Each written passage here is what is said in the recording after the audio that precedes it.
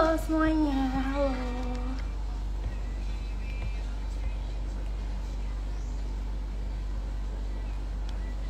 Halo semuanya.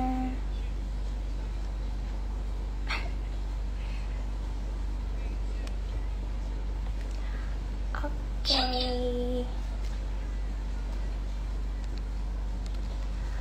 Oke, selamat sore semuanya. Selamat sore juga calon-calon mahasiswa baru UNS 2022. Yeay, excited banget ya hari ini kita bisa bincang prodi lagi. Kemarin kita udah bincang prodi kebidanan. Teman-teman ada yang ke-skip nggak nih? Kalau misalnya ke-skip, teman-teman bisa lagi tuh buat ngelihat cuplikan kemarin langsung di live yang udah disimpan ya. Nah hari ini kita mau bincang prodi lagi nih, tapi tentunya sama prodi yang baru dong ya. Kira-kira ada yang bisa nebak nggak nih kita mau bincang prodi tentang prodi apa? Boleh dong di komen di bawah. Kira-kira apa ya? Kita mau bincang apa nih sekarang?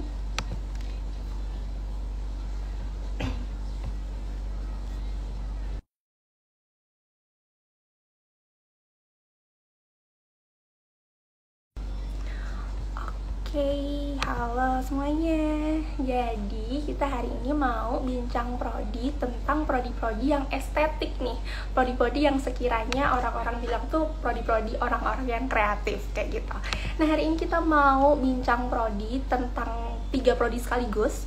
Ada prodi seni rupa, kemudian ada prodi pendidikan seni rupa, dan juga ada prodi seni rupa murni, kriya tekstil, dan juga pendidikan seni rupa. Aku aja sampai bingung ya. Oke. Jadi kita ada 3 prodi hari ini yang tentunya kita bakal mendatangkan narasumber yang keren banget, yang kece banget langsung loh dari kaprodinya. Jadi kalau misalnya teman-teman di sini ada yang kepo-kepo, bisa langsung banget di komen di bawah atau di question box aja biar nanti pertanyaan-pertanyaannya nggak tenggelam. Oke, teman-teman kalau misalnya mau request prodi-prodi lain boleh banget di komen di live ini, atau nanti kalau misalnya SPMB punya posan baru langsung di komen aja di situ request prodi apa dong kak, kayak gitu biar nanti kita proses juga nih buat bincang prodinya kayak gitu ya. Oke. Nah sebelumnya dari tadi teman-teman pasti bingung ya, aku dari tadi ngomong tapi belum kenalan. Jadi di sini aku mau kenalan dulu nih. Kenalin teman-teman, nama aku Aulia Salsadila, biasa dipanggil Alsa.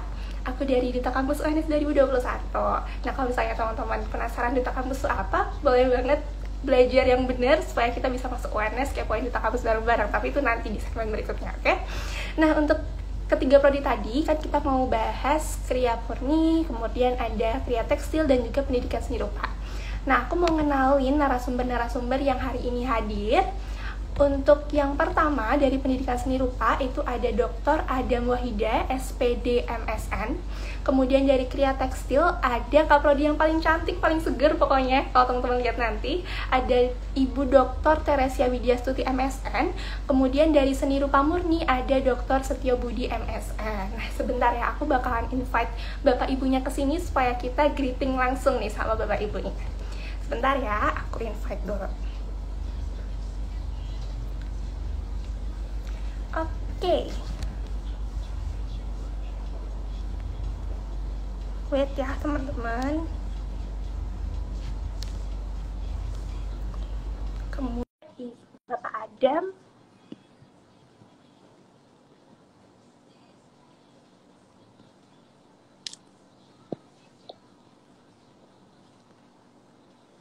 Sebentar ya. Teresia, Ibu Teresia.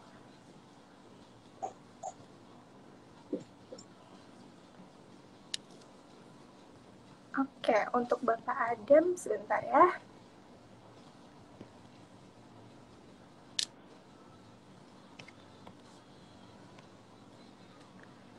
Oke. Untuk Bapak Budi dan juga Ibu Teresia, apakah koneksinya stabil atau bagaimana? Atau koneksi saya yang tidak stabil, soalnya di saya cuma hitam doang. Sebentar ya.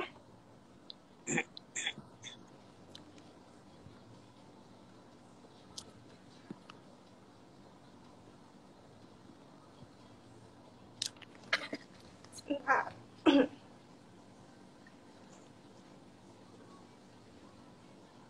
Halo?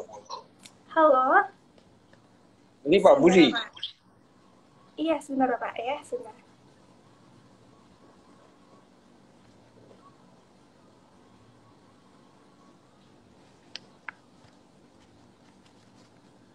Oke, mungkin Bapak bisa join ulang karena di sini hitam aja nih, Bapak. Kebetulan sebentar.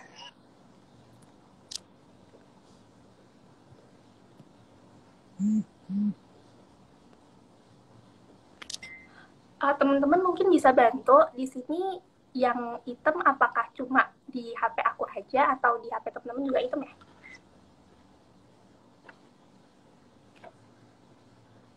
Oke, halo Bapak Budi. Bisa lihat saya, Mbak? Bisa, bisa Bapak sekarang. Terima kasih Bapak. Sebentar ya, saya invite ibu Bapak yang lainnya dulu. Siap. Oke, sebentar.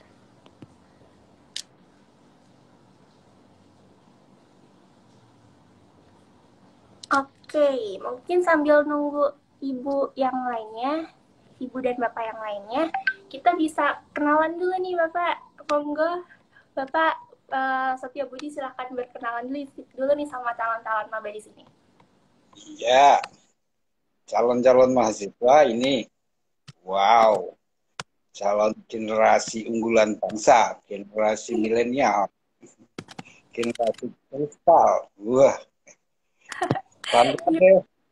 Apa itu perkembangan anak-anak sekarang, kadang orang tua itu ada rasa lega gitu, generasi sekarang lebih siap, lebih optimis gitu. Itu kalau saya bandingkan dengan saat saya muda dulu, Ya, itu optimisme sekarang itu luar biasa. Mereka berkiprah, mereka apa itu mengejar passionnya itu luar biasa. Kalau dulu seusia kalian ini, saya pada saat itu harus manut orang tua, mempertimbangkan kondisi, keterbatasan teknologi. Kalau sekarang rasanya cemburu. Kenapa saya nggak muda di saat sekarang? Gitu.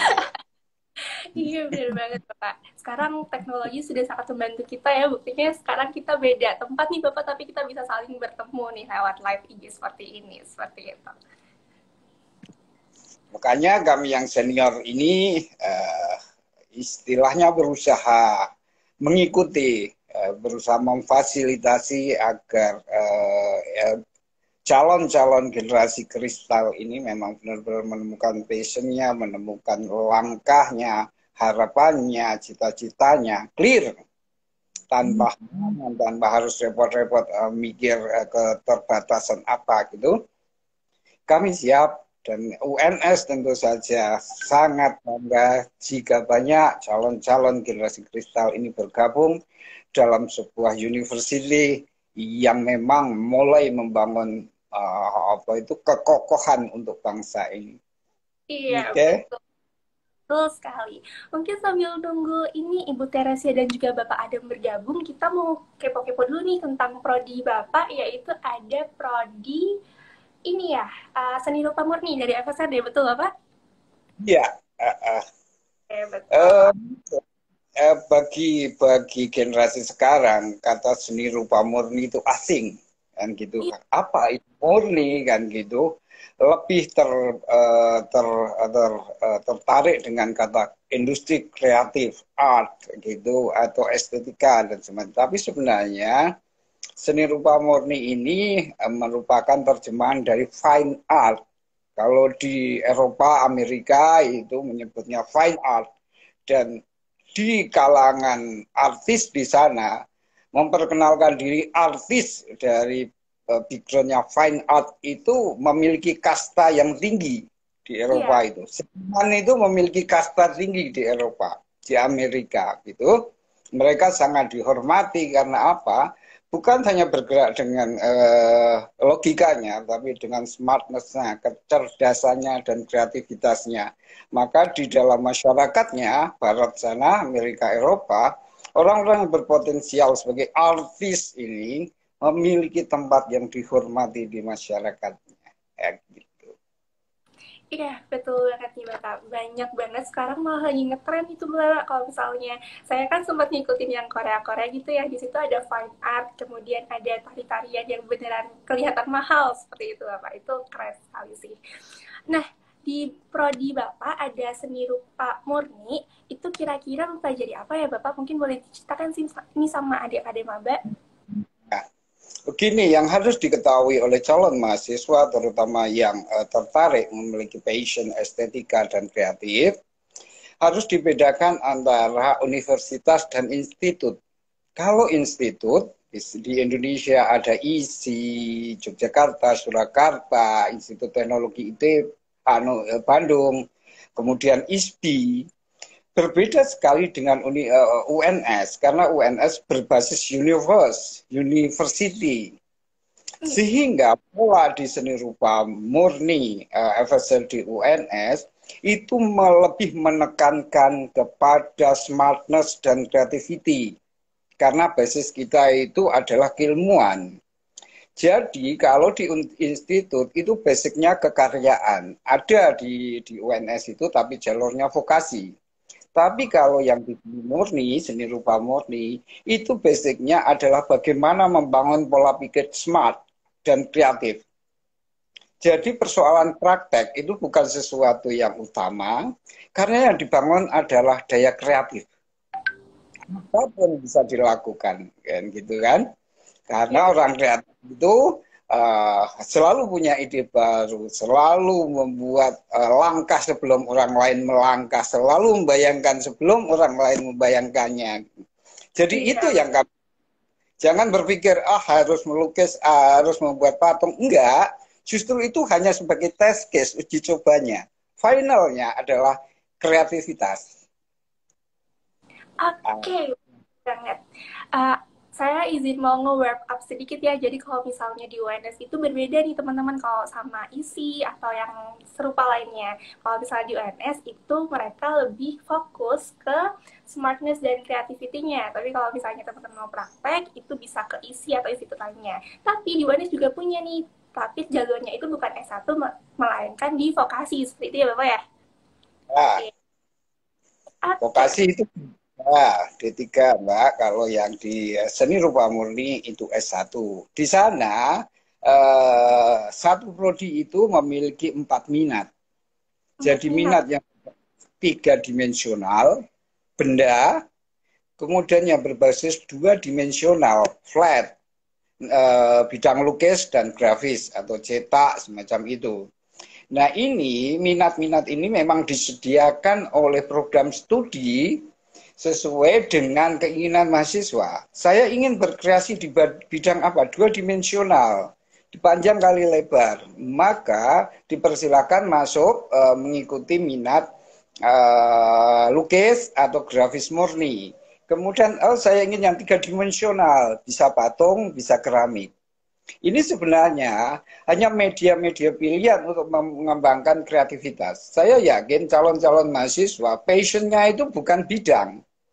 Iya. Tapi saya ingin bergerak nanti di wilayah mana. Bukan hanya bidang apa yang kecil, tapi ruang mana yang mau saya kuasai. Itu bukan bendanya, tapi kehadiran benda itulah saya kuasai. Sampai kemudian kalau saya banyak omong ya Mbak, sekarang itu bukan apa yang kita jual, tapi bagaimana kita menjualnya. Kan? Yang tidak cantik menjadi cantik karena kita mampu memake up-nya, memblow up-nya kan gitu kan.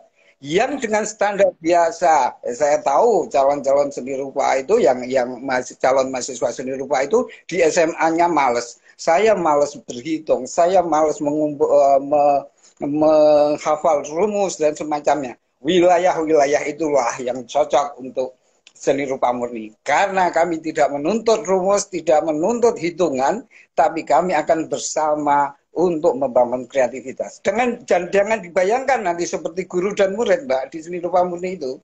Antara mahasiswa dan dosen nanti menjadi teman. Wah, bahkan kadang mahasiswanya itu lebih unggul dari dosennya. Beberapa mahasiswa itu dengan jalur apa itu Mbak yang sekarang itu kripto NFT gitu, karya mereka terjual lebih laris daripada dosennya. Karena apa? Komitmen di seni rupa murni itu dosen dan mahasiswa itu partner. Oh. Udah mbaknya pindah ke seni rupa murni. Aduh, saya sudah semester 6 nih Bapak, kalau saya pindah kayaknya nanggung nih. Oke, bener banget. Jadi di seni rupa murni itu ada 4 minat tadi yang Alsa dapat, ada 3D sama 2D. Jadi nanti teman-teman bisa tuh kalau misalnya lebih suka ke 3D, silahkan ke 3D, ke 2D silahkan 2D, kayak gitu ya Bapak ya. Lanjut nih, di seni rupa murni itu sendiri, sekiranya ada keunggulan apa sih di prodi tersebut Bapak? Mungkin boleh diceritakan ke teman-teman calon maba. Oke, kalau membahas keunggulan, artinya kita membandingkan, mau tidak mau ya Mbak. Ya. Ya. Keunggulan di seni rupa murni adalah satu, dia berkembang di lingkungan universitas. Jadi pola pikir yang dibangun adalah tetap akademik, teoritikal, konsep estetik.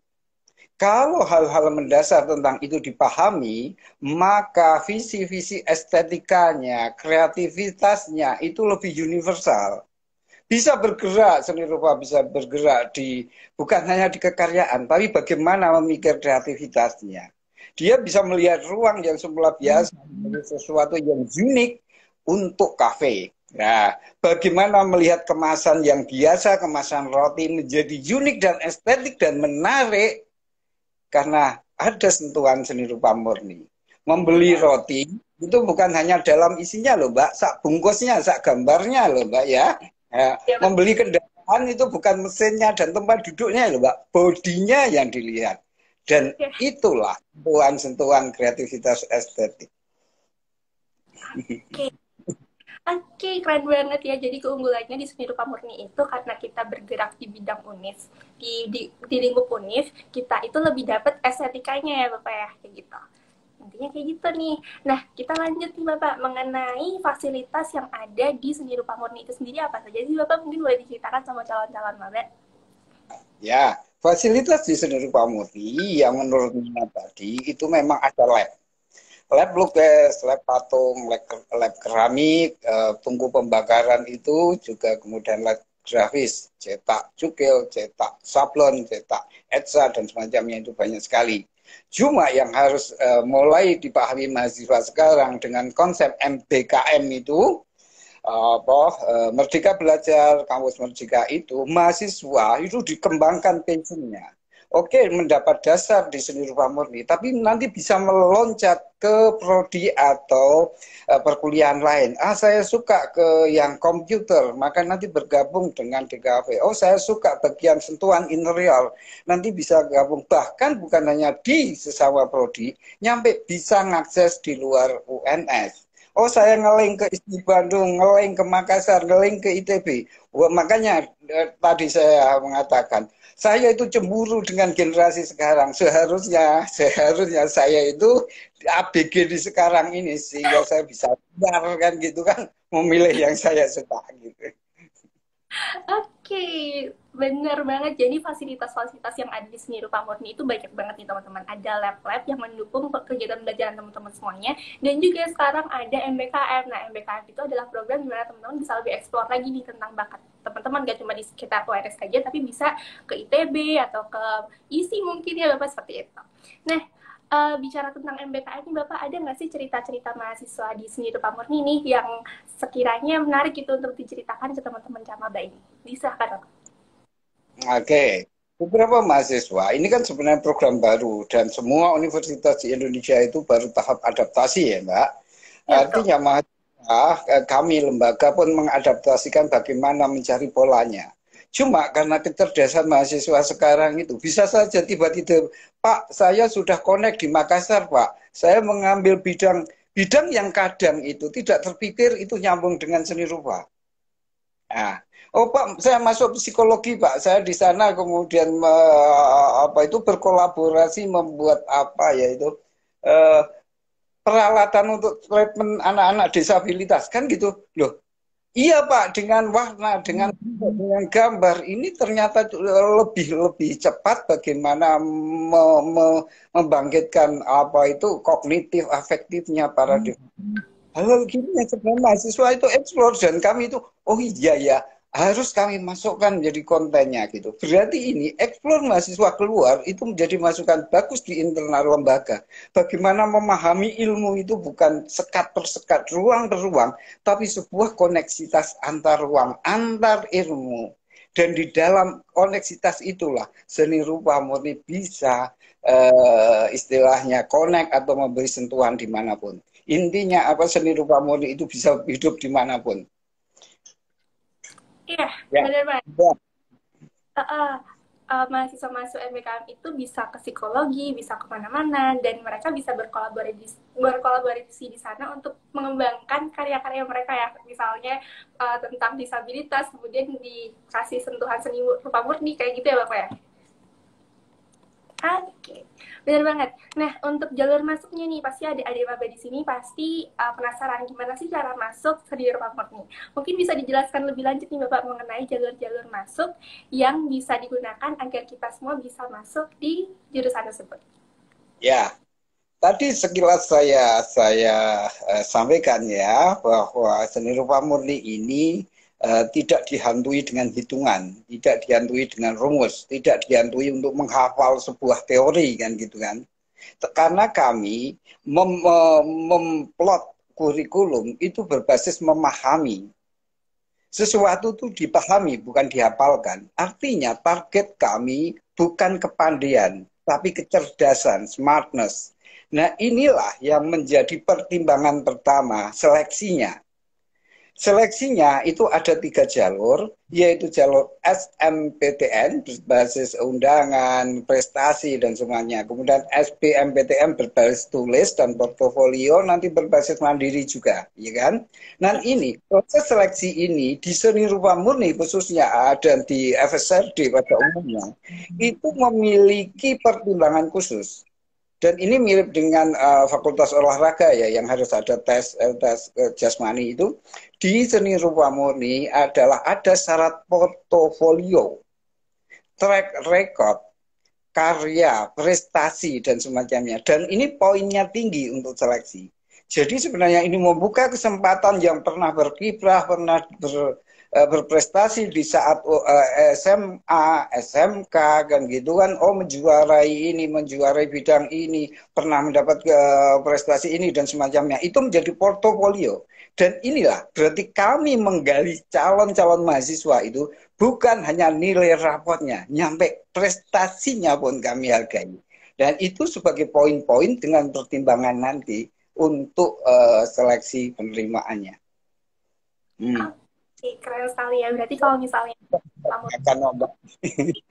iya, kita harus melakukan portofolio. Nah, mungkin bisa diceritakan nih Bapak, kriteria portofolio seperti apa sih yang kira-kira itu menjadi kandidat terbaik nih untuk masuk sebagai calon mahasiswa di seni rupa murni? Di portofolio itu secara umum ada 3 bagian. Yang pertama adalah test case atau uji coba kekaryaan sesuai dengan tematik yang ditentukan oleh panitia penerimaan. Yang kedua adalah karya atau pernah dibuat oleh calon mahasiswa tersebut atau pernah digunakan untuk kompetisi dan itu memang asli karyanya. Yang ketiga adalah seberapa prestasi yang dimiliki. Mungkin secara prestasi belum pernah, tapi kekaryaannya banyak. Dia sering membuat ini animasi gini, bahkan sudah laku kan banyak ya anak apa itu SMA sekarang ya main juga di NFT itu. Nah, hal-hal yang terkait dengan luaran atau produk kreativitasnya itu menjadi pertimbangan. Jadi yang pertama tadi nanti ada kisi-kisi Anda harus membuat ini apa itu gambarkanlah kondisi gini-gini. Nah, itu sebenarnya bukan karyanya yang kami targetkan, tapi kemampuan memahami narasi atau cerita itu direfleksikan menjadi bahasa visual atau gambar. Ya, itu. nih, berarti nanti untuk portofolionya bakalan ada kisi-kisi. Mahasiswa yang sesuai dengan kisi-kisi tersebut memiliki apa ya, peluang tertinggi ya untuk masuk ke seni rupa murni seperti itu. Nah, kalau misalnya kita lihat di website SPMB itu ada persyaratan kalau misalnya seni rupa murni itu tidak boleh buta warna nih Bapak. Mungkin boleh dijelaskan kenapa sih seni rupa murni itu tidak boleh buta warna seperti itu? Ada yang harus dipahami dan dimaklumi calon-calon mahasiswa. Ya memang salah satu syarat itu memang harus clear dan tidak buta warna. Karena apa? Yang diolah nanti persoalan warna. Iya. Meskipun banyak karya seni yang hitam putih, oke lah. Tapi begini, membangun kecerdasan itu salah satunya adalah merasakan warna. Iya. Mungkin selama ini lukisan gitu dianggap, oh karya gitu ya. Enggak. Lukisan itu adalah impuls atau rangsang membuat otak atau neutron seseorang itu bergerak lebih cepat. Maka jangan heran di luar negeri anak-anak kecil itu dibawa ke galeri, dibawa ke museum untuk melihat karya. Tujuannya bukan mengarahkan jadi seniman, enggak. Dari interaksi anak-anak dengan karya itulah terjadi gerakan neutron di otak itu lebih cepat. Makanya unsur warna harus menjadi pertimbangan utama untuk seleksi penerimaan calon mahasiswa. Oke, keren sekali nih. Jadi teman-teman di seni rupa murni maupun seni rupa kriya tekstil maupun pendidikan seni rupa itu tuh ada persyaratan tidak boleh buta warna karena di sini kita mengolah warna seperti itu. Nah, untuk itu saya mau minta izin dulu nih Bapak untuk menginterview Ade Bu Teresia dan juga Pak Adam. Mungkin kita bisa kesempatan ya Bapak ya. Oke, selamat sore nih Pak Adam dan Bu Teresia. Baik, ya.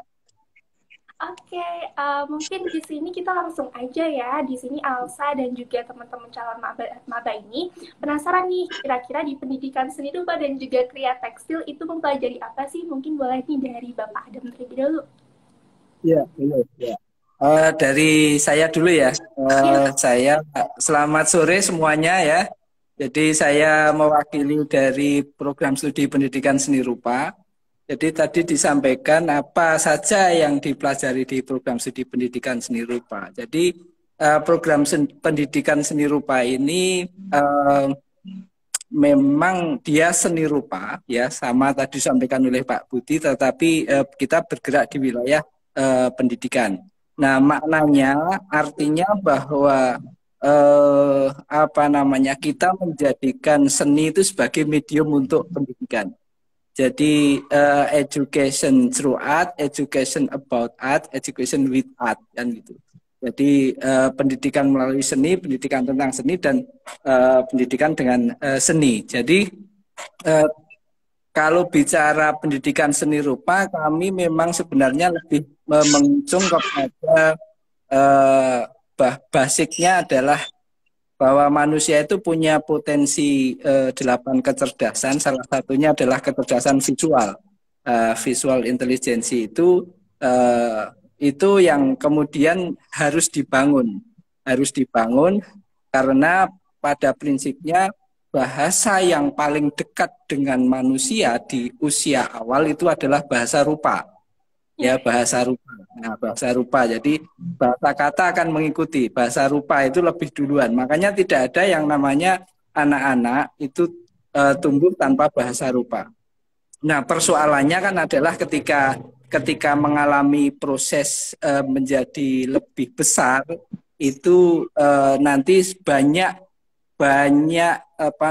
intelijensi yang lain termasuk musik, kinestetik, terus kemudian logik matematik, language, kemudian intrapersonal, personal itu semakin melengkapi sehingga terkadang kecerdasan visual, kecerdasan musik, kecerdasan kinestetik itu menjadi yang berbau seni itu menjadi tersamarkan. Nah, pendidikan seni rupa berbicara di wilayah sana, makanya di pendidikan seni rupa itu semua dipelajari.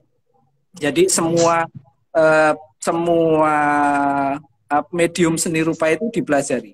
Jadi kami itu di seni lukis, seni lukis, seni patung, seni grafis, kemudian desain komunikasi visual, seni kriya tekstil, kriya kayu, kriya kulit, kriya logam, dan kriya keramik. Itu semua dipelajari di pendidikan seni rupa. Karena apa? Karena itu adalah medium-medium ekspresi yang tadi kembali saya sampaikan adalah sebagai media untuk pendidikan. Jadi sehingga kami tidak menganggap mana yang lebih unggul media itu, tapi pada prinsipnya itu media adalah satu sarana sebagai untuk menumbuhkan kecerdasan visual.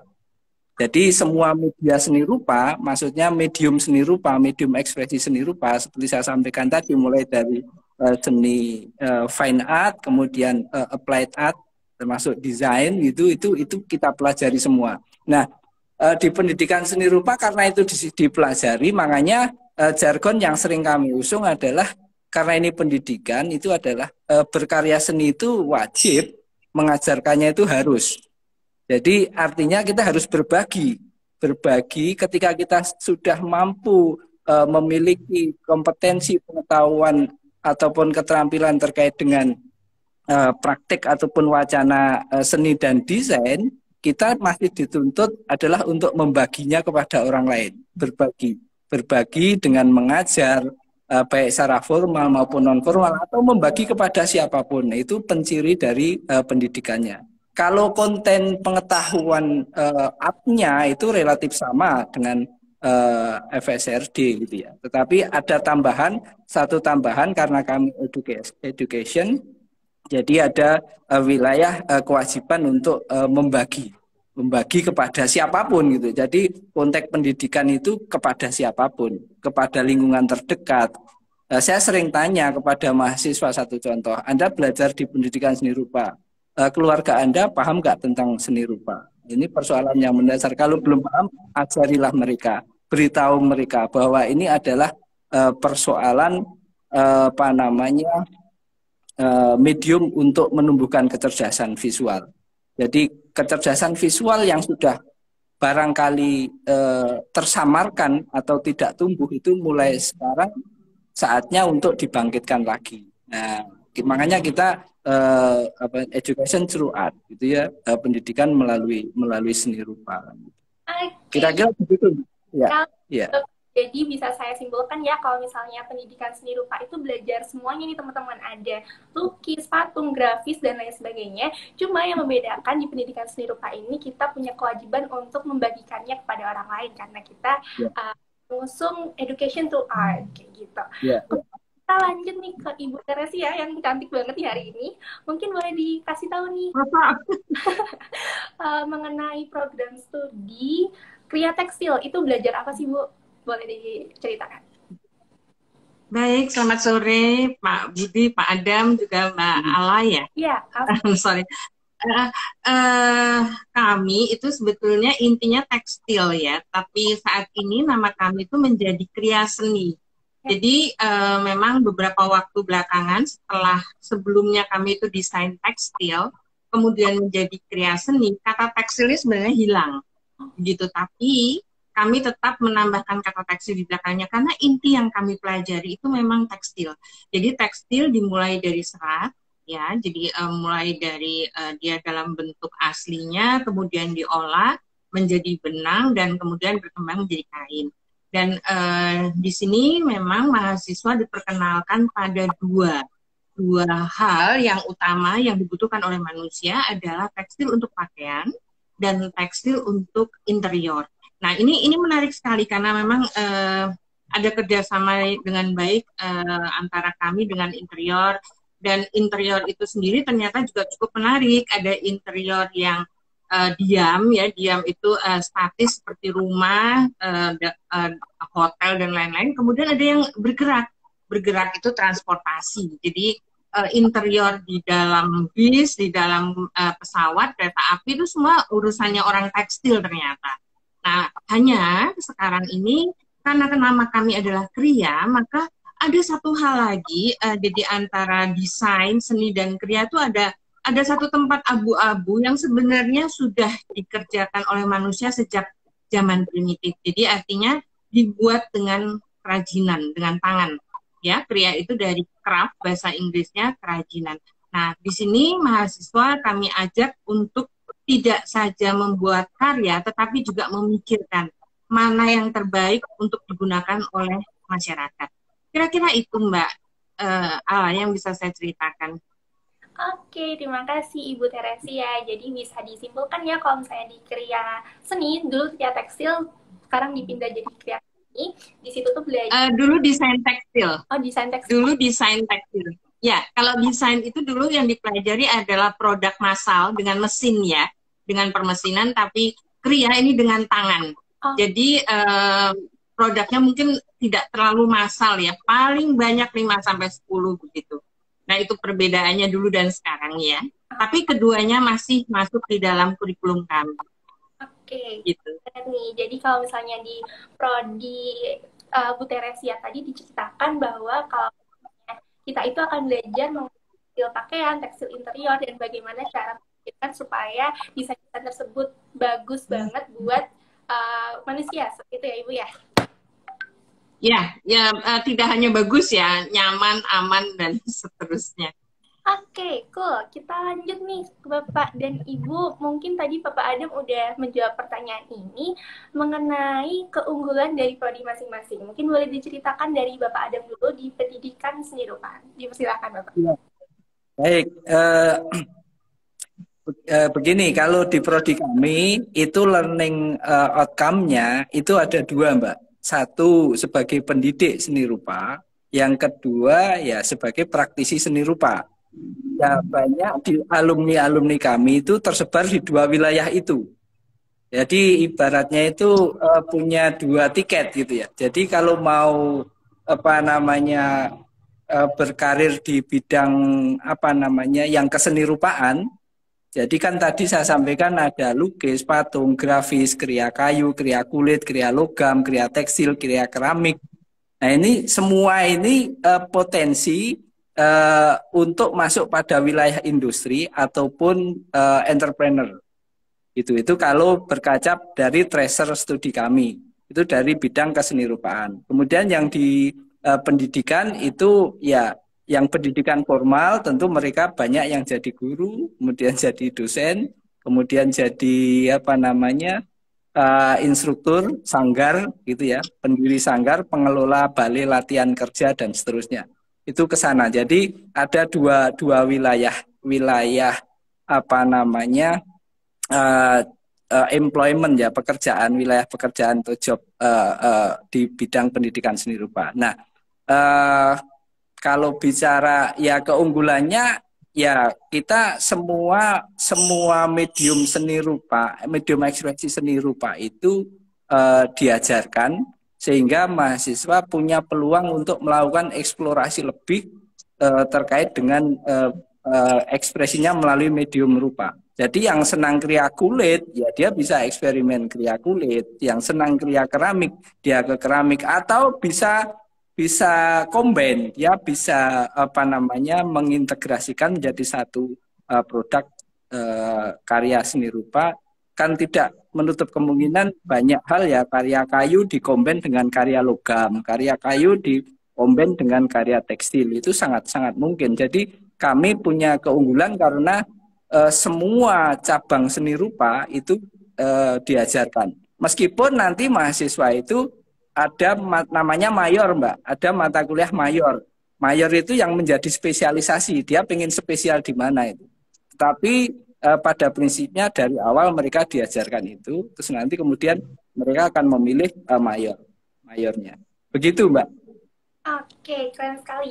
Jadi bisa saya simpulkan ya. Jadi di pendidikan seni rupa itu ada 2 wilayah, ada pendidik seni rupa dan juga kesenirupaan. Kalau misalnya pendidik seni rupa itu alurnya nanti jadi tenaga pendidik seperti itu ya. Kalau misalnya lebih masuk ke industri dan keunggulannya itu ya, pasti industri kreatif.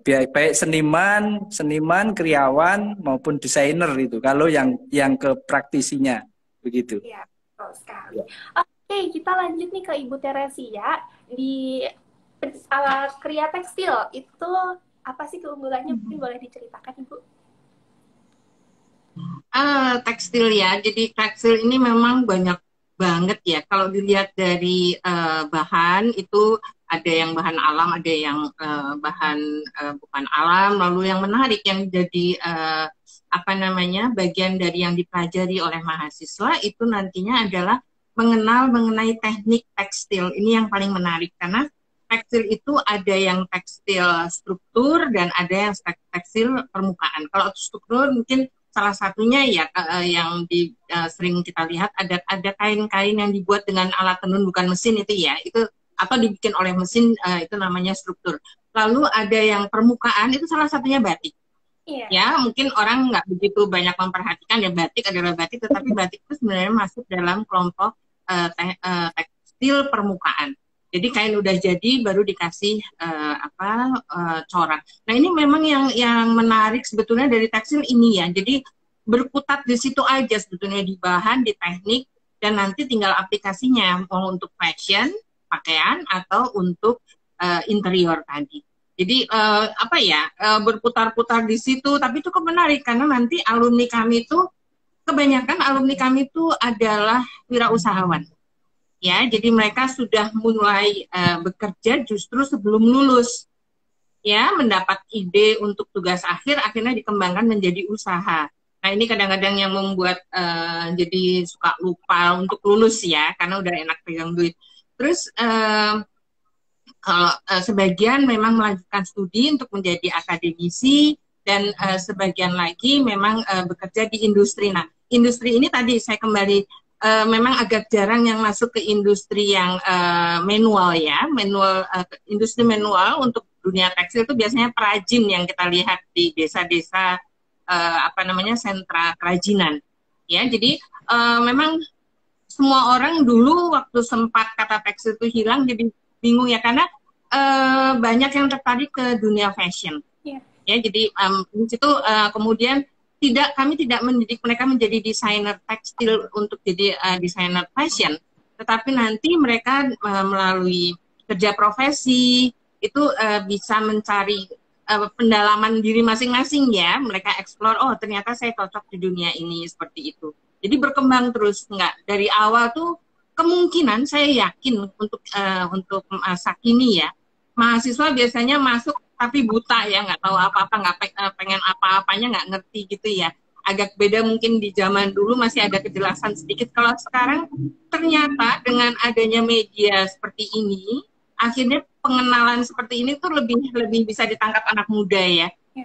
Artinya bahwa apa yang menarik di tekstil ini sementara ini sebagian besar memang tertarik di dunia fashion. Begitu Mbak Ala. Oke, terima kasih Ibu. Jadi untuk Kria Tekstil itu sendiri yang menarik adalah karena sekarang di dunia fashion dan di tekstil ini kita nanti belajar teknik tekstil, ada struktur dan juga permukaan. Seperti itu yang menarik dan keunggulannya dari masing. Untuk pertanyaan yang terakhir sudah dijawab dari Bapak Budi juga mengenai fasilitas. Mungkin bisa diceritakan nih fasilitas yang ada di Pak Murni dan juga di Kria Tekstil dari Bapak Adam terlebih dahulu di Super. Oh ya, baik. Seperti saya sampaikan tadi, kami itu fasilitasnya itu karena medium ekspresinya banyak, kami itu punya 9 studio. Jadi ada studio seni lukis, studio seni patung, studio keramik, kria keramik, studio kria tekstil, studio kria kayu, kria kulit, kemudian kria logam, dan studio desain komunikasi visual.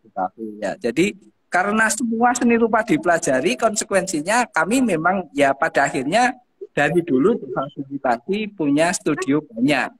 Jadi ada 8 studio yang itu bisa digunakan, diakses oleh mahasiswa. Baik mereka mau mengeksplor, mengkombin, kemudian mencari kemungkinan penjelajahan visual dengan material-material baru yang berseberangan dalam tanda kutip, itu sangat mungkin.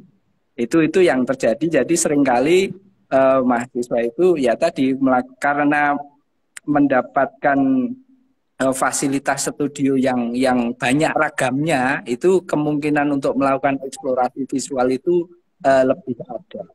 Gitu. Dan secara tempat cukup representatif, luas masing-masing studio juga banyak karena kami menempati dua gedung, ada satu gedung di gedung A FKIP di kampus Kempingan dan satu di kampus Ngoresan. Itu luas ruang kenyamanan untuk kotor-kotor, berani kotor itu Baik. boleh gitu. Jadi iya baik. Iya. Iya itu Mbak. Iya. Oke, berarti untuk di pendidikan seni rupa ini ada semua studionya karena belajar mengenai semua seni, Iya, studio-studio betul. juga ada untuk menunjang pembelajaran dan juga luasnya luas banget nih. Jadi teman-teman kalau misalnya mau Luas banget. boleh Luas banget. banget. Iya, Iya. iya. Iya. Oke, untuk dari Kria Tekstil sendiri fasilitasnya apa nih, Ibu? Yang jelas kami punya laboratorium struktur. Ya, di situ ada alat-alat penumbukan mesin, mulai yang besar, yang 1:1 dan yang mini. Jadi mahasiswa bisa belajar untuk bagaimana menenun itu kan kayaknya gampang ya, hanya mempertemukan 2 jenis benang, tetapi ternyata persiapannya itu memerlukan sebuah keahlian sendiri. Dan kemudian ada studio batik, ini cukup menarik karena ini kemudian banyak diminati juga oleh mahasiswa asing ya, ingin belajar di studio batik. Ya, batik memang sudah mendunia, jadi banyak yang datang kemari untuk belajar batik. Kemudian ada studio digital, di situ memang yang dikhususkan adalah komputer bukan untuk grafis tapi untuk tekstil. Jadi untuk membuat corak melalui computerized itu bagaimana. Dan studio-studio ini juga dilengkapi dengan ruang gambar khusus, jadi khusus untuk katakanlah printing ya, printing kami juga ada, tetapi memang semua serba mini. Jadi kalau printing kalau besar seperti di pabrik-pabrik tempatnya memang nggak ada, tetapi mahasiswa bisa melihat secara langsung dan semua tempat ini bisa dimanfaatkan tidak saja untuk ketika kuliah, tapi ketika mahasiswa ingin melakukan penelitian, itu kami buka studio-studio itu supaya mereka bisa secara langsung berkarya di situ. Mungkin itu yang kami miliki ya. Oke, jadi sama nih di Kria Tekstil juga banyak banget studio-studionya. Salah satunya yang paling menarik adalah studio batik karena juga diminati sama orang-orang internasional seperti itu. Kita lanjut nih, kita mau bicara mengenai kuota mahasiswa yang bisa masuk ke prodi masing-masing. Mungkin dari Bapak Budi terlebih dahulu, berapa sih kuota mahasiswa yang bisa masuk ke Seni Rupa Murni? Silakan Bapak. Oke, daya tampung untuk Seni Rupa Murni itu 60 calon mahasiswa. Dan itu dibagi menjadi 3 jalur, yang 12 calon mahasiswa itu jalur SNMPTN. Apa ya, ada di situ jalur karena prestasi, bidik misi, pertimbangan kreativitas, pertimbangan ekonomi, pertimbangan intinya itu jalur utama. 12 calon mahasiswa itu jalur SNMPTN. Kemudian yang kedua, ya, jalur SBMPTN, jalur tulis plus portofolio tadi. Yang pertama juga pertimbangan portofolio kan gitu. Ada 18. Berarti yang pertama 12, yang SNMPTN, yang SBMPTN itu 18.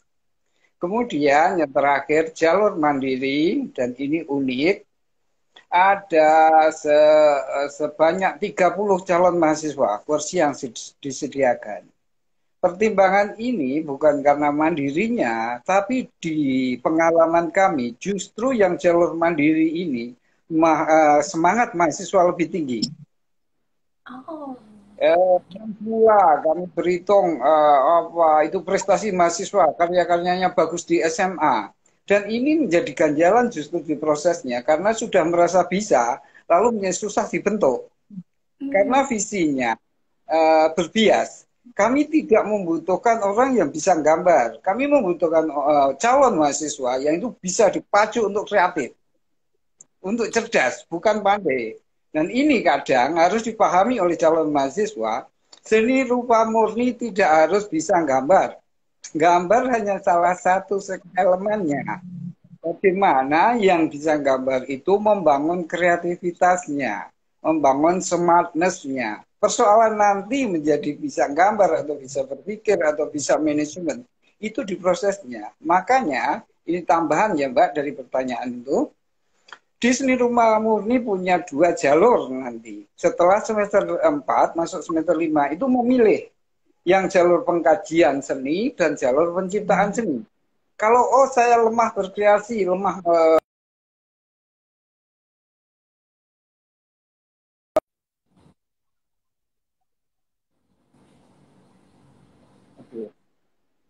udah nyambung lagi Mbak.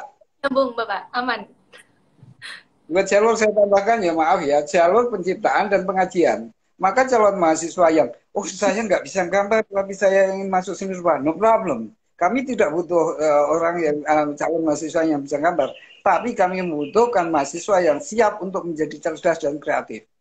Maka kemudian ini juga untuk mempersiapkan nanti kalau S2. S2 ada jalur pengkajian seni, ada jalur penciptaan seni. S3 juga nanti ada jalur penelitian, pengkajian seni, dan penciptaan seni. Jadi di seni rupa murni menyiapkan karir sejak awal untuk berpikirnya ke depan. Oke, tuh. Jadi teman-teman nih kalau misalnya nggak bisa gambar, tenang aja. Karena di seni rupa murni itu nggak harus bisa gambar. Karena nanti di semester 5 itu akan ada penjurusan. Ada pengkajian seni dan juga penciptaan seni. Nah kalau misalnya teman-teman dirasa belum terlalu bisa gambar, bisa masuk ke pengkajian seni. Seperti itu. Dan untuk kuotanya ada 60 mahasiswa, itu terbagi dari SNM, SBM, dan juga Mandiri. Seperti itu. Kita lanjut ke Kria Tekstil nih Ibu. Mengenai kuota mahasiswa yang bisa masuk ke Kria Tekstil itu ada berapa sih Bu? Mungkin bisa diceritakan ke teman-teman.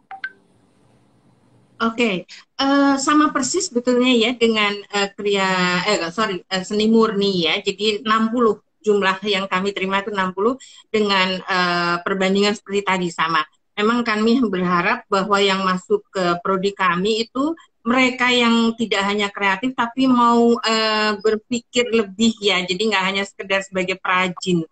Dan memang jadi di semester 3 mereka mendapat dua pilihan.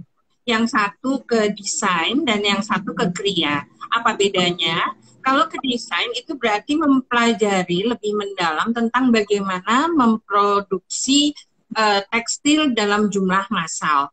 Dan itu ada mata kuliah yang mendukung itu. Kemudian yang jalur yang kedua itu adalah kria. Jadi bagaimana memproduksi tekstil tapi dalam jumlah yang sedikit.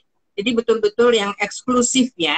Tapi tidak hanya berujung pada hiasan atau sekedar yang tidak, ya hanya sekedar hiasan begitu ya. Tapi ini yang bermanfaat. Tadi sudah saya sebutkan bahwa aplikasinya itu ke arah pakaian, berarti ke arah fashion, dan ke arah interior. Nah, di akhir mereka akan punya pilihan 2 juga. Jadi baik desain maupun kria nanti bisa mengambil kajian, hasilnya bentuknya skripsi, jadi tulisan ilmiah, dan satu lagi kekaryaan. Hasilnya adalah produk tekstil yang bisa dimanfaatkan oleh masyarakat. Jadi yang memang dibutuhkan oleh pasar. Begitu, itu dari kria tekstil. Oke, terima kasih Ibu. Jadi untuk kuotanya sama nih seperti seni rupa murni. Ada 60, dibagi juga SNM dan juga Mandiri. Dan untuk penjurusannya itu ada di semester 3, ada desain dan juga kria. Kalau desain itu mereka lebih ke produksi tekstil massal, dan kalau misalnya kria itu produksi tekstil yang sedikit, which means dia eksklusif. Seperti itu ya Ibu ya? Ya, betul sekali ya. Oke, kita lanjut nih ke pendidikan seni rupa. Mungkin dari Bapak. Siap Bu. Ya, jadi kalau di pendidikan seni rupa ini yang mungkin beda sedikit ya. Bedanya nggak banyak. Jadi kalau kami itu daya tampungnya itu 80, Mbak. 80 itu yang SNMPTN itu 24, terus kemudian yang SBMPTN itu 30, kemudian yang Mandiri itu 26. Jadi total itu daya tampung 80. Kenapa kami 80? Karena itu dihitung dari rasio dosen.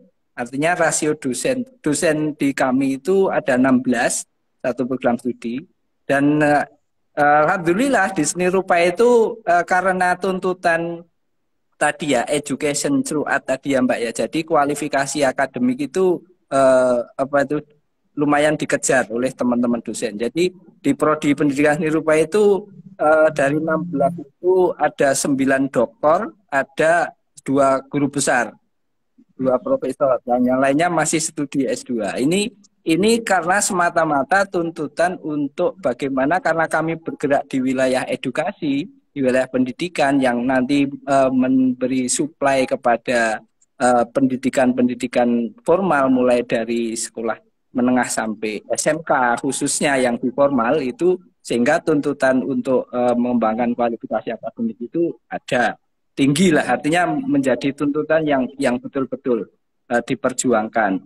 Nah, dari sana kami sepakat dari dosen-dosen itu rasionya ya kita buka 80 kuota dengan komposisi seperti tadi. Begitu Mbak ya. Jadi tetap semangat lah. Tetap semangat ya. Untuk pendidikan seni rupa itu ada 80 nih teman-teman, 80 mahasiswa berbagi dari SNM, SBM dan juga Mandiri. Dan di seni rupa, pendidikan seni rupa itu juga ada 9 dokter dan 2 guru besar yang dengan tenaga pendidik seperti itu teman-teman bisa eksplor lagi di pendidikan seni rupa seperti itu. Oke, mungkin ada 2 pertanyaan terakhir nih untuk Bapak dan Ibu. Yang dua terakhir itu adalah prospek bekerja. Untuk prospek bekerja mungkin bisa diceritakan lebih lanjut dari seni rupa murni. Bapak Budi, dipersilakan. Bagaimana kelulusannya? Bagaimana proses prospek pekerjaan yang bisa ditargetkan ketika lulus gitu? Saya akan sedikit mengadopsi kata Soekarno. Menciptakan satu seniman itu lebih susah daripada menciptakan 1000 insinyur. Ngeri dah. Iya. Betul. Karena seniman produksi oleh lembaga. Seniman itu diterima oleh masyarakat dan dilahirkan oleh masyarakat. Ya. Persoalan kami tidak bisa menggaransi, Pak, saya ingin jadi seniman, nanti dulu. Gitu. Kami mempersiapkan pola pikir seniman dan pola kreativitas seniman. Jadi nanti pengertian seniman atau kreator itu bukan sebuah karir, itu adalah kemampuan. Dan itulah yang dipersiapkan. Lalu kalau ditanya, jadi apa Pak setelah lulus seni rupa? Jadi kreator. Dan itu bisa bermana-mana.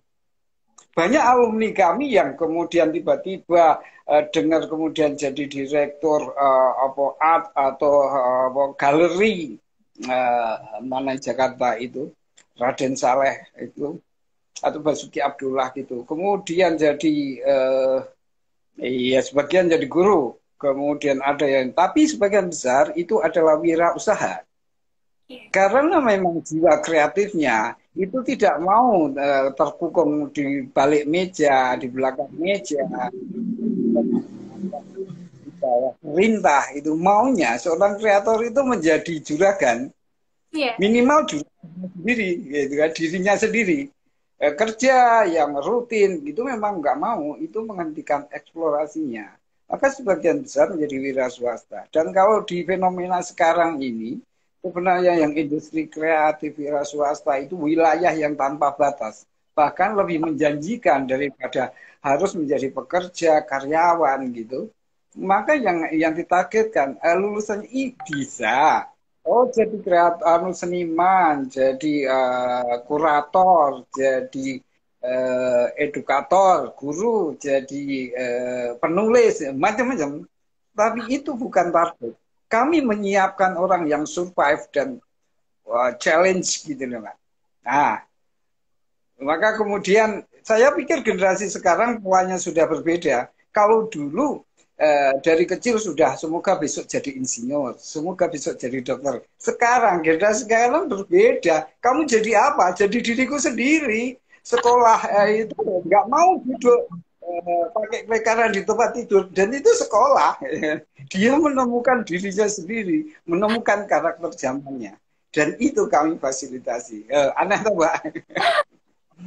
Tapi menarik sih Bapak, aneh tapi menarik karena di seni rupa murni ini lebih dipersiapkan dulu pola pikirnya supaya lebih bisa berpikir kreatif untuk kemudian bisa sebagai kreator, wirausaha, kemudian edukator dan lain sebagainya. Luas juga ya prospeknya. Lanjut ke Kria Tekstil nih Ibu, prospek kerjanya gimana sih? Mungkin boleh diceritakan Ibu ke teman-teman.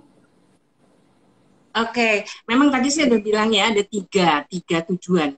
Yang pertama mungkin meneruskan jadi akademisi, peneliti, kemudian menjadi pekerja bisa di industri, dan satu lagi wirausaha. Nah, sebagian besar memang wirausaha. Dan 80% dari mahasiswa kami itu putri ya. Jadi perlu ditambah satu lagi kayaknya proses ke depan tuh menikah. Nah, ketika menikah itu ternyata mereka nggak berhenti. Mereka malah wirausaha sambil membesarkan anak dan sebagainya. Malah ada seorang alumni kami, ini seorang desainer di kota Solo ini. Salah satu putrinya itu dulu juga mahasiswa kami begitu. Jadi kami sudah punya mahasiswa cucu mahasiswa apa istilahnya begitu. Begitu menariknya untuk jadi wirausaha gitu ya, jadi wirausahawan sambil menikah ternyata ya. Tapi juga andai kata kita nggak bicara menikah, tetapi sambil berkarya dan bisa juga meneliti dan sebagainya itu banyak sekali ternyata ya. Jadi tidak harus menjadi pegawai atau ya tadi anak kecil biasanya kalau ditanya pengen jadi dokter ya. Ternyata setelah ada prodi ini kelihatannya udah dokter tuh kayaknya alah gitulah. Lebih keren jadi karyawan kali ya. Oke, kira-kira seperti itu. Tapi sebagian besar dari mahasiswa kami akhirnya lulus dan menjadi wirausahawan. Ini yang sangat membanggakan. Ya, mereka sudah punya banyak hal yang jauh di atas apa yang kami hasilkan. Ini sesuatu yang sangat menyenangkan. Gitu, makasih. Oke, jadi di kreatif itu prospeknya juga besar banget ya teman-teman. Ada akademisi, kemudian peneliti, ada pekerja industri, dan juga wirausaha. Nah, dari pendidikan seni rupa, itu gimana nih Bapak prospeknya? Mungkin boleh diceritakan Pak Adam, silakan. Ya, sama ya. Tadi sudah beberapa saya singgung ya. Jadi kalau prospek ya, prospek pekerjaan dari prodi pendidikan seni rupa itu yang jelas karena kita punya dua learning outcome itu, yang jelas di pendidikan itu jadi guru itu pasti Mbak. Maksudnya peluangnya besar, baik guru SMP, SMA, SMK, guru seni rupa itu peluangnya besar karena memang dari pendidikan gitu ya. Yang kedua karena tadi di seni rupa yang dipelajari banyak itu dari hasil tracer study itu mayoritas itu ya semua ditempati, ada yang jadi desainer grafis, ada yang jadi kriawan baik kria tekstil, kayu, kulit, logam, atau ada yang jadi seniman baik seniman lukis, patung kan gitu. Jadi baik dari hasil tracer study kami memang 50-50 Mbak. Karena apa? Kenapa 50-50? Karena kita juga untuk di pendidikan, maksudnya alumni yang mau berkarir di bidang pendidikan itu kan butuh tempat. Jadi tidak semua pendidikan itu selalu ada penerimaan. Jadi jenjang SD, SMP, SMA itu kan baik negeri maupun swasta kan belum tentu ada jenjang penerimaan. Sehingga alternatif yang mereka cari adalah memanfaatkan kemampuan seni rupanya, baik menjadi desainer, menjadi kriawan ataupun jadi seniman. Nah itu yang dari hasil tracer study kami. Tetapi ya tadi dari tracer study terakhir itu 50-50 lah, nyaris 50-50 itu menempati di dunia pendidikan di berbagai jenjang baik negeri maupun swasta, baik formal maupun non formal, sampai terus kemudian yang satunya di bidang kesenirupaan.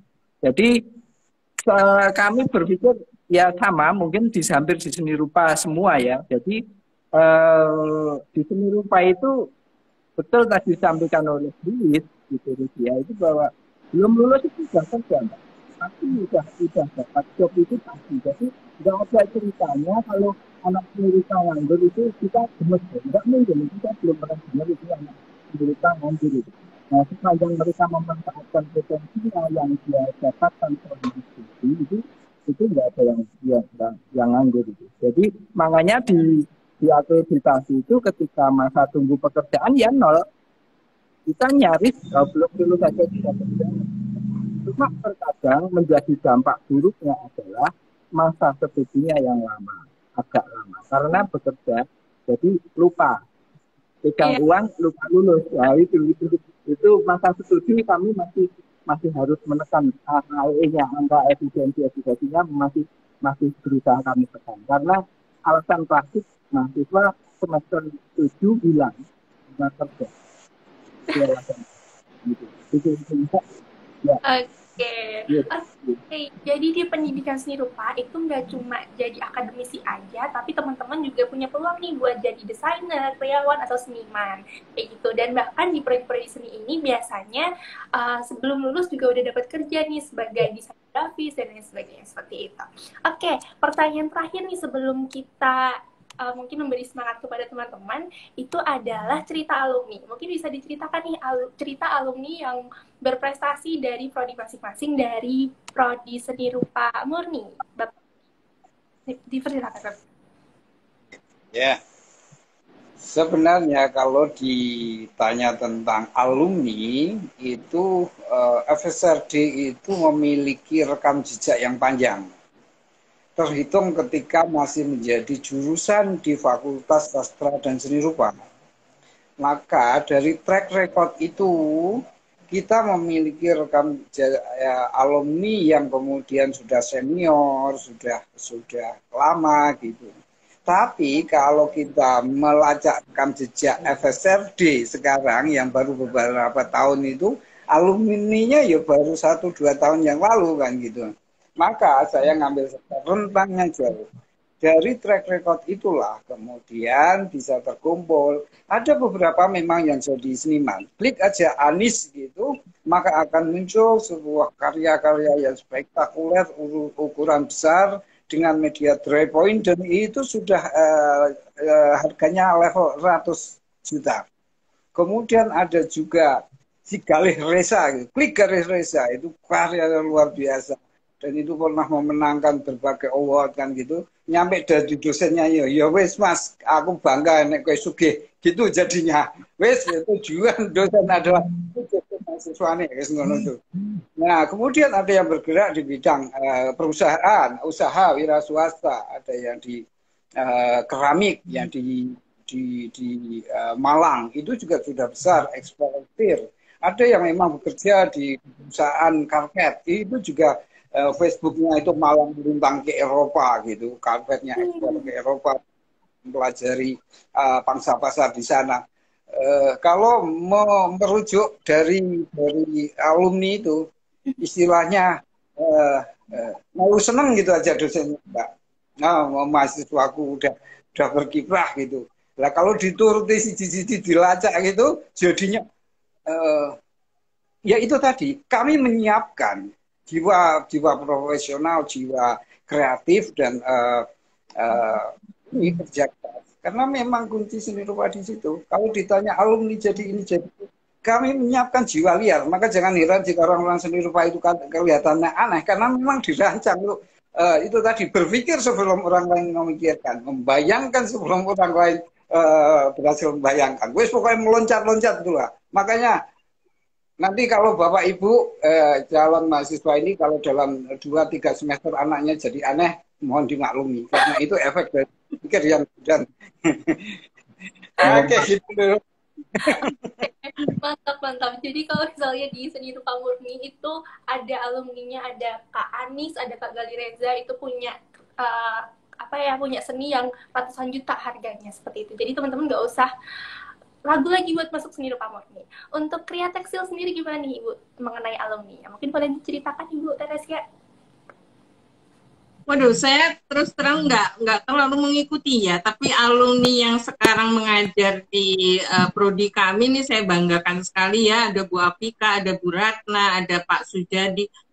Mereka semua punya cirinya masing-masing. Dan seperti tadi kata Pak Budi, sebetulnya alumni kami itu banyak yang jauh lebih kaya dari kami sekarang ya. Dari kiprahnya, dari segala upayanya. Bahkan ada salah satu alumni kami itu malah penari ya, penari terkenal. Dia berasal dari Aceh dan ternyata memang dia kemudian berkiprah di pakaian tari. Dan ini sesuatu yang memang di luar bayangan kami bahwa arahnya ke sana begitu. Jadi memang banyak sekali di mana-mana ya mereka tersebar. Dan sejujurnya sebetulnya saya tidak langsung berhubungan dengan mereka, tapi di prodi kami ada divisi alumni itu Bu Apika ya. Mungkin andai kata kapan-kapan diundang oleh SPMB itu bisa cerita banyak tentang alumni kami ya di luar. Hanya yang saya tahu betul kata Pak Budi, banyak yang lebih kaya karena mereka berusaha dari hasil belajar. Ya, mengusahakan banyak hal yang semuanya dunia tekstil dan sebagian besar memang dunianya adalah dunia fashion. Oke. Begitu ya. Ya. Oke, jadi di prodi Kria Tekstil itu ada satu alumni yang menjadi penari, tapi dia fokusnya adalah ke pakaian tari itu sendiri, dan itu merupakan satu pencapaian yang besar banget, keren banget nih buat mbaknya atau masnya tadi. Oke, lanjut, kalau misalnya di pendidikan seni rupa itu alumninya ada cerita apa nih Bapak? Mungkin boleh diceritakan. Ya banyak ya, jadi banyak. Tapi saya mau cerita alumni yang mungkin 5 tahun ke sini saja lah. Karena kalau yang panjang, yang lama memang udah banyak melalang. Jadi dari 5 tahun terakhir itu banyak alumni dari hasil tracer study kami. Kalau yang pendidikan pastilah mulai dari jadi guru, kemudian kepala sekolah, pengawas itu biasalah. Maksudnya itu sudah wilayahnya. Tetapi di wilayah yang kesenirupaan itu ada beberapa yang kami catat yang cukup besar ya. Maksud saya jadi di daerah Solotigo itu kalau yang anak-anak muda nih, yang masih muda-muda itu kenal namanya distro Rocker Crown Industries. Nah, Rocker Crown Industries nanti cari itu alumni kami ya. Ya, uniknya selain namanya Mas Ariska itu ownernya itu selain dia wirausaha mendirikan Rocker Crown Industries dan store itu dia juga mengajar. Nah itu uniknya di situ kalau di pendidikan seni rupa.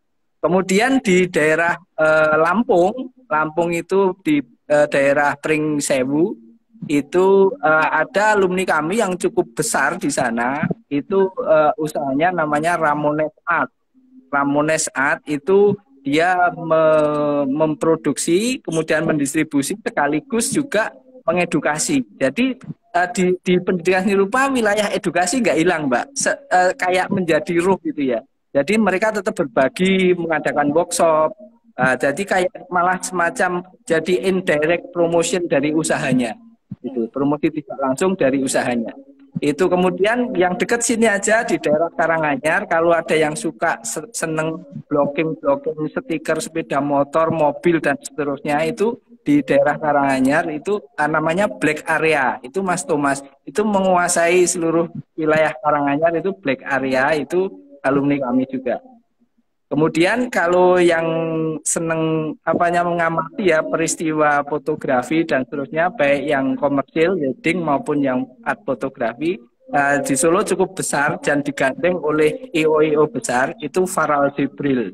Itu juga alumni kami. Ini yang dekat-dekat saja yang saya ingat dan sering karena dekat ya, posisinya di wilayah dekat. Kalau yang lama-lama jauh itu saya lupa. Tapi yang jelas tadi saya sampaikan sepakat dengan Bu Teresia maupun Pak Budi bahwa seni rupa itu memang kreativitas itu yang diusung. Jadi kreativitas, life force, daya hidup, kemudian survival. Ya, karena memiliki kreativitas yang tinggi itu yang membuat confident ya. Jadi confident gitu. Jadi percaya diri, sehingga makanya kalau anak seni rupa itu ya rata-rata mencoba membangun kepercayaan dirinya itu. Jadi ya pede habis lah kalau anak seni rupa itu, ibaratnya kayak gitu. Gitu ya Pak ya. Jadi pastilah bisa mengatasi perkembangan zaman ini sangat. Bahkan sekarang yang marah itu kan NFT, Mbak. NFT kripto itu anak-anak seni rupa sekarang sudah mulai masuk itu. Jadi makanya kami di kurikulum pun mendesain, saya termasuk salah satu yang mendesain itu digital painting itu menjadi salah satu konten kurikulum baru karena fenomena NFT. Itu menarik karena anak mahasiswa kami banyak yang lari ke NFT. Jadi ya itu kadang ya lupa kuliah itu pokoknya laris di NFT gitu.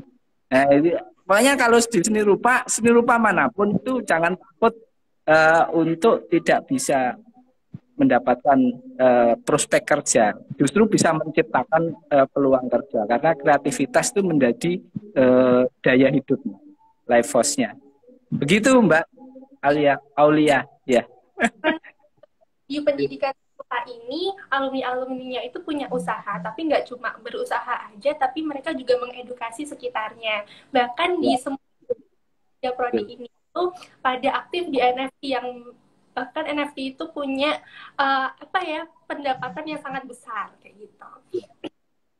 Oke, kita sekarang udah ada di penghujung acara nih Bapak Ibu. Jadi gimana kalau misalnya kita kasih semangat nih buat teman-teman calon maba yang mau masuk ke pendidikan seni rupa, karya tekstil maupun seni rupa murni. Mungkin boleh dipersilakan dulu dari Ibu Teres ya, diceritakan. Kasih semangat nih maksudnya ya. Biar udah semangat nih. Ya, gitu. Oke. Pokoknya maju aja deh. Pasti oke. Dicoba, harus dicoba. Oke. Lanjut kepada Bapak Budi. Dipersilakan Bapak. Oke.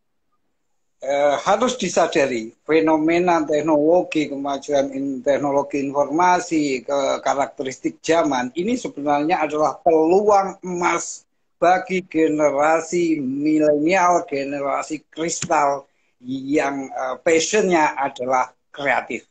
Oke. Betul. Oke, lanjut pada Pak Adam nih. Ya, betul. Jadi ya kalau gini aja, saya kasih semangat. Kalau Anda mau kreatif, semuanya mau kreatif, itu ya masuknya ke seni rupa. Nggak ada prodi lain yang secara tegas mengajarkan kreativitas. Jadi kalau di seni rupa itu pasti di kurikulumnya itu ada yang secara tegas mengajarkan kreativitas. Baik itu tertulis maupun langsung. Itu pasti. Jadi bisa dipertanggungjawabkan bahwa Anda masuk di seni rupa, di pendidikan seni rupa, pasti kreatif. Gitu. Itu aja, Mbak. Oke. Mantap, bisa ya kita simpulkan bahwa sekarang itu perkembangan teknologi merupakan salah satu industri yang paling cocok kerja seni. Jadi teman-teman di sini nggak usah takut buat masuk seni, nggak usah takut omongan-omongan orang yang aneh tentang seni, jangan, karena di seni itu berkembang. Seiring perkembangannya zaman, seni juga berkembang. Seperti itu. Saya nambah sedikit. Jadi bahwa ini yang kadang lupa itu bahwa kita itu tidak mungkin menghindar dari seni rupa sepanjang hari. Makanya everyday art, everyday estetik itu selalu kita. Anda mau ngapain? Mau pilih baju, seni rupa.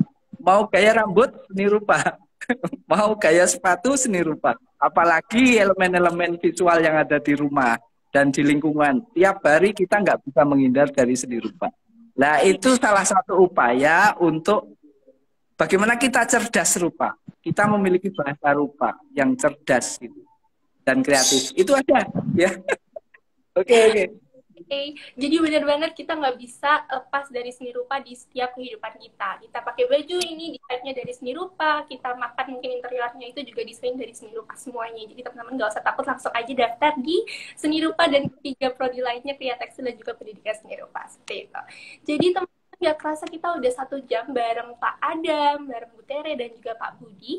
Terima kasih banyak atas Bapak Ibu ketersediaannya untuk sharing-sharing bareng calon-calon maba hari ini. Mohon maaf apabila Alsa ada salah tutur kata, dan semoga Bapak Ibu semuanya sehat-sehat terus, jangan sampai sakit karena Bapak Ibu mau mengajarkan calon-calon maba ini harus semangat dan sehat terus kayak gitu ya Bapak Ibu. Harus ya. Ya. Pokoknya life force-nya harus ada. Daya hidupnya harus ada. Nah, jangan makan sembarangan. Ya. Betul.